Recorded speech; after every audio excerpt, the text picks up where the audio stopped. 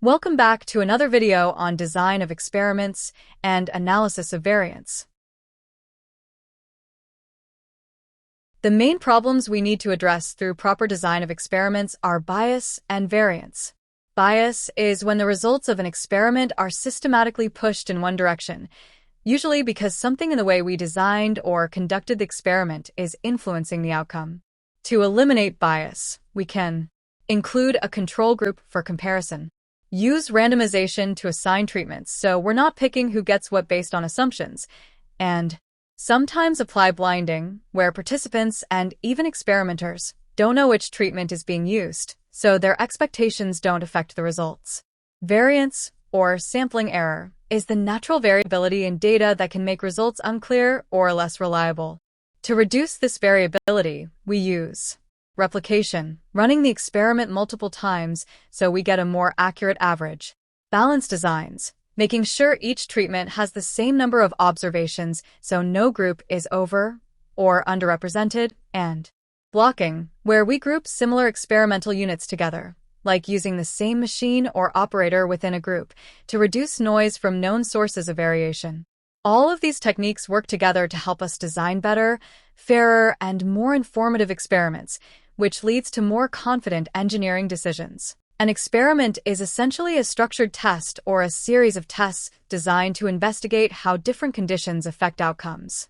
Experiments are critical across engineering, science, and many other disciplines because they help us learn how systems behave, identify cause and effect relationships, and evaluate proposed solutions to problems. The validity of any conclusion drawn from an experiment depends heavily on how the experiment was designed and conducted.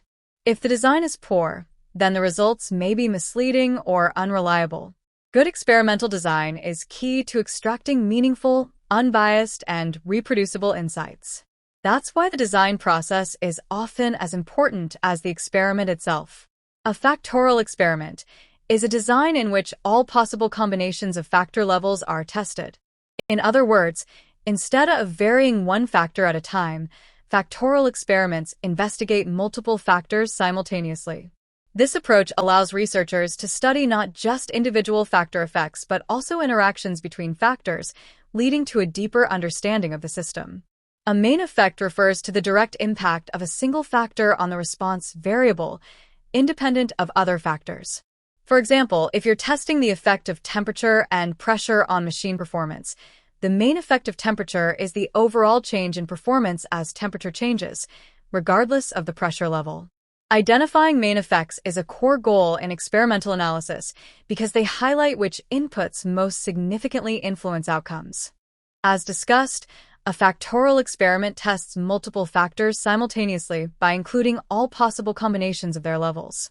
In the example here, we have two factors, factor A and factor B, and each factor has two levels, low and high. This gives us 4 combinations. The table shows the observed values for each combination. A low, B low has a value of 10, A low, B high has a value 20, A high, B low has a value of 30, and A high, B high has a value of 40. Using these observed values, we can calculate the main and interaction effects. The main effect of a factor is the change in the response when moving from the low to high level of that factor, averaged over the other factor. Main effect of A equals to average at A high minus average at A low, which is 20. Main effect of B equals to average at B high minus average at B low, which is 10. The interaction effect measures whether the effect of one factor depends on the level of the other factor. The interaction effect, AB, is calculated the change in the effect of one factor when moving from the low to high level of that factor, depending on the level of the other factor, rather than averaging over it, which is 0. If the interaction effect equals 0, it means no interaction effect, or the effects of A and B are independent. Whereas, if the interaction is not 0, it means interaction exists, or the effect of it changes depending on the level of B, or vice versa. In this second example, we can see that interaction effect exists. These plots are called interaction plots, and when two factors interact, the lines would cross. The statement, factorial experiments are the only way to discover interactions between variables, highlights a powerful advantage of factorial design in experimental analysis. In a factorial experiment, multiple factors are varied simultaneously and all possible combinations of factor levels are tested. This setup not only allows researchers to estimate the main effects of each factor, but also to detect whether the effect of one factor changes depending on the level of another factor. This is known as an interaction. If we were to test one factor at a time, often called a one-factor-at-a-time design, we would only observe average effects, assuming that all other conditions are constant. But this approach completely misses how factors might behave differently when combined. For example, a drug might be effective alone, and a second treatment might also be effective alone, but together, they might cancel each other out or produce a much stronger effect. We'd only see that interaction if we tested them in combination. Here, we see the basic structure of a two-factor factorial experiment using a completely randomized design. In this setup, two independent factors, say, factor A and factor B, are studied simultaneously to assess their individual and joint effects on a response variable. Factor A, modeled by Ti, has A levels, and factor B, modeled by beta J, has B levels. For each of the A times B combinations of factor levels, the experiment is replicated and times, resulting in a total of A times B times N observations. All experimental runs are randomized to minimize the impact of uncontrolled or lurking variables.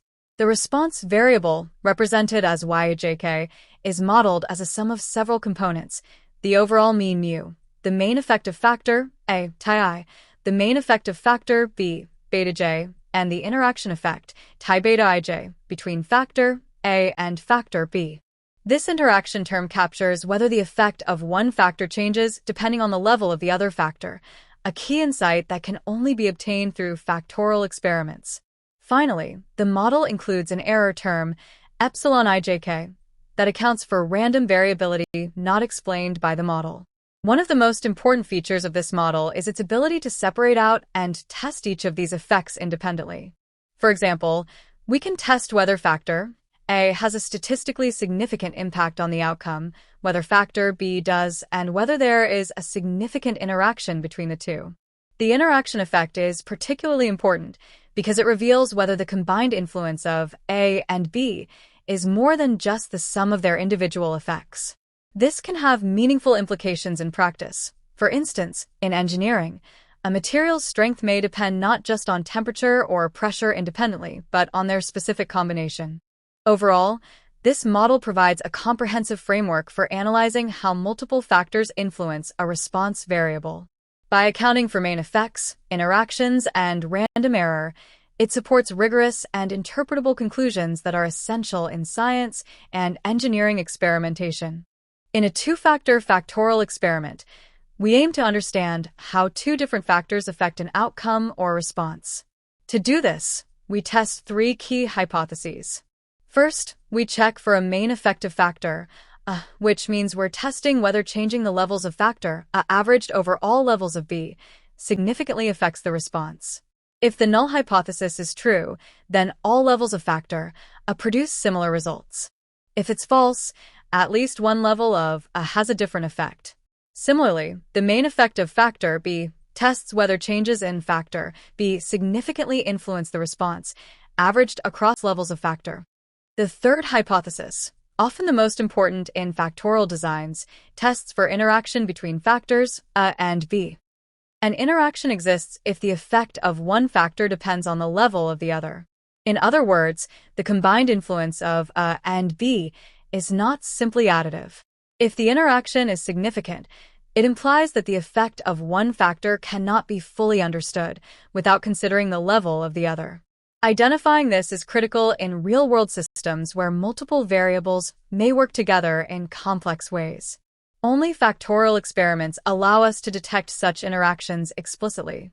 Here, the total sum of squares SST is partitioned into a sum of squares for the row factor, A, SSA, a sum of squares for the column factor, B, SSB, a sum of squares for the interaction between A and B, SSAB, and an error sum of squares, SSE.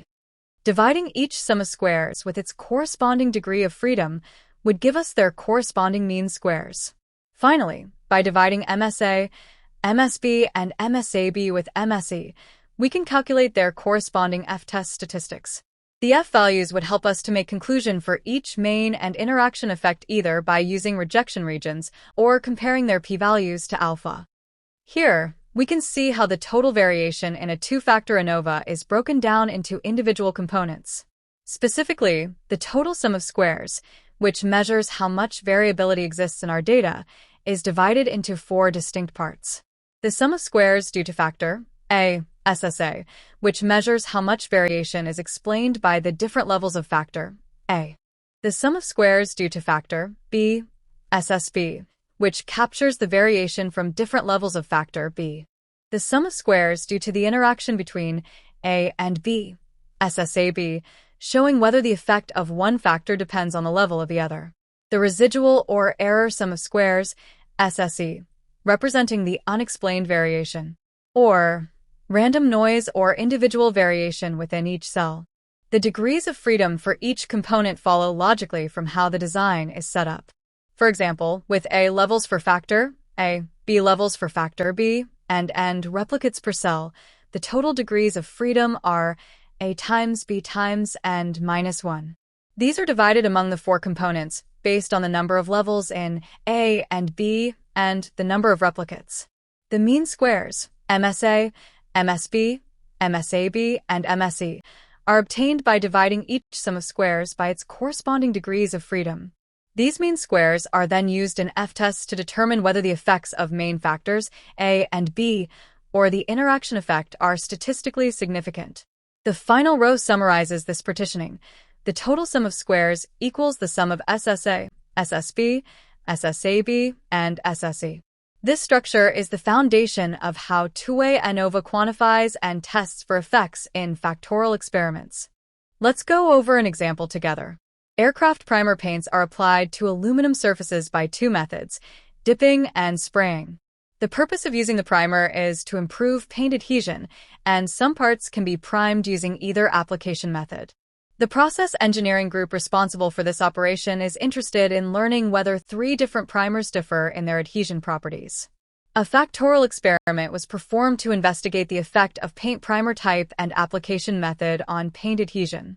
For each combination of primer type and application method, 3 specimens were painted, then a finished paint was applied, and the adhesion force was measured. To manually conduct a two-factor factorial design, we need to calculate the total primer type, application method, interaction, and error sums of squares. Dividing each sum of square by its corresponding degree of freedom will give us mean squares of primer type, application method, interaction, and error. In order to find the corresponding f-test statistics for primer type, application method, interaction, we need to divide each of their mean squares, with mean square of error. Finally, either through the rejection region or the p-value approach, we need to make our conclusions. Here, looking at the p-values, we can claim that while both primer type, application method are significant individually, their interaction is not significant. Given that primer type and application method are significant, we should conduct pairwise comparisons to learn which levels are significantly different. Here, as there are only 2 application method, no follow-up comparisons is needed for this factor. But we need to apply Fisher's LSD or Tukey's HSD methods on primer type for pairwise comparison. In addition, we need to check the adequacy of the trained model.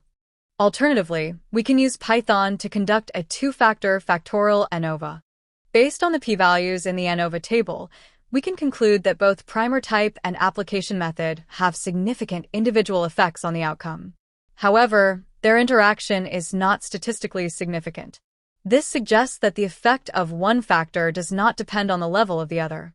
This conclusion is further supported by the interaction plots, which visually confirm the absence of interaction between primer type and application method. To follow up on the ANOVA results, we conducted a pairwise comparison using Tukey's HSD method, focusing on primer type. The results indicate a significant difference between primer type 2 and primer type 3. Additionally, diagnostic checks through the normal QQ plot and residual plot confirm that the assumptions of normality and constant variance for the error term are reasonably satisfied. When using Fisher's least significant difference, LSD, method in a two-factor factorial experiment where both factors are fixed, The approach depends heavily on whether there is a significant interaction between the two factors. If the interaction is not significant, it means the effect of one factor is consistent across the levels of the other factor. In this case, we can compare the main effects directly. That is, we may use Fisher's LSD to perform pairwise comparisons on the row or column means averaged across the other factor to determine which levels of a factor differ significantly. However, if the interaction is significant, the interpretation becomes more nuanced. A significant interaction implies that the effect of one factor changes depending on the level of the other factor. Therefore, comparing the main effects directly can be misleading because the averages may obscure important patterns. In this case, Fisher's LSD should be applied to simple effects, that is, comparisons within a specific level of the other factor. For example, if we are comparing levels of factor A, we do so separately for each level of factor B. This approach ensures that our conclusions account for the interaction and reflect the true nature of the relationship between the two factors. In factorial design, just like in any ANOVA-based analysis, it's essential to perform an adequacy check to validate the assumptions behind the model. These assumptions include normality of residuals, constant variance, homoscedasticity across treatment groups, and independence of observations.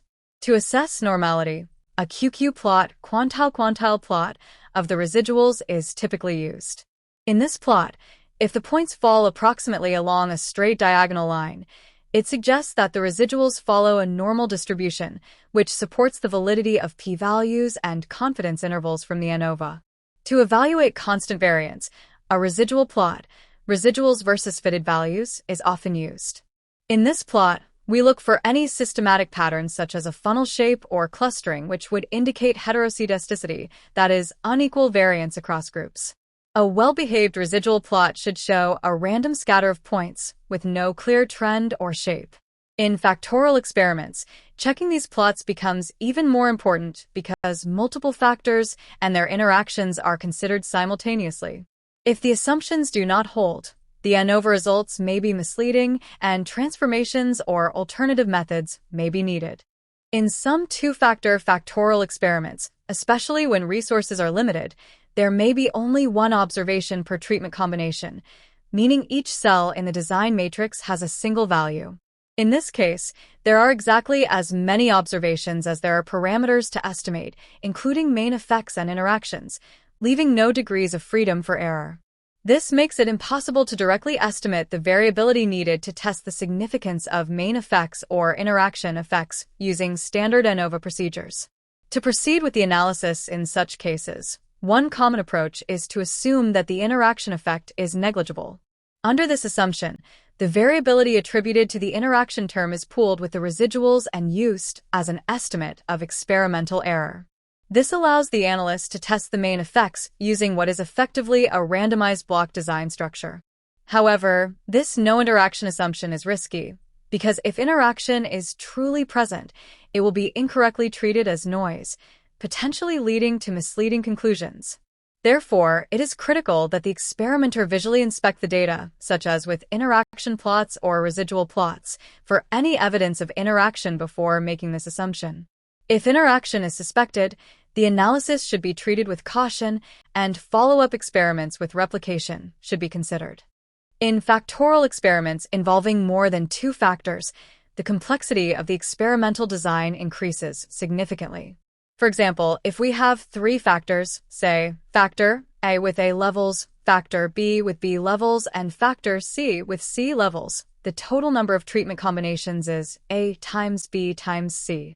If each combination is replicated n times, then the total number of observations in the experiment is multiplied by n. The model shown includes terms for three main effects from each factor, three two-factor interactions, AB, AC, and BC, a three-factor interaction, ABC, and a random error term. The exponential growth of the number of combinations, as visualized in the 3D plot on the left, highlights how quickly factorial designs can become large and resource-intensive as the number of factors and levels increases. This is referred to as the combinatorial explosion in factorial design. Because of this, factorial experiments must be carefully planned to ensure that enough replicates are available, typically a minimum of 2 replications, to allow for reliable estimation of error and valid hypothesis testing. Each main effect and interaction is tested using an F-test, which compares the variability explained by that factor or interaction to the unexplained error variability. These F-ratios follow F-distributions under the null hypothesis and help determine which effects are statistically significant. Here, we can see a typical ANOVA table for 3 main factors and their corresponding interaction effects. Obviously, factorial experiments with 3 or more factors can require many runs, particularly if some of the factors have several, more than 2 levels. This point of view leads us to the class of factorial designs with all factors limited to 2 levels. A 2K factorial experiment is a special type of factorial design where K factors, each at 2 levels, commonly referred to as low and high, are studied simultaneously. This type of design is extremely efficient for understanding how multiple factors affect a response variable, particularly in the early stages of experimentation when the goal is to identify important factors quickly. 2K factorial designs are important due to these reasons. First, efficiency. We only need 2 to the power of K runs to evaluate K factors, making it practical for screening multiple variables without requiring hundreds of experiments. Second, interaction detection. It's one of the simplest ways to detect not only the main effects of each factor but also interactions between them, which are often overlooked in one factor at a time studies. Third, balanced and orthogonal. These designs are mathematically clean, with all factor combinations equally represented, allowing for simple estimation of effects with no confounding in a full factorial setup. Beyond 2K factorial design, we have fractional factorial designs, 2K MINSP design, which propose efficient screening of many factors using only a fraction of the full 2K factorial runs. We can also scale up to response surface designs, where we can optimize the response variable and explores curvature in relationships. Beyond these, there are even more advanced and specialized experimental designs, such as Latin square designs, Greco-Latin squares, covariance designs, and mixture designs, each tailored to very specific research questions or constraints. While not always covered in introductory courses, these designs are powerful tools and well worth exploring for students interested in more complex or applied experimentation. Thank you for watching another video on design of experiments and analysis of variance. See you in the next one.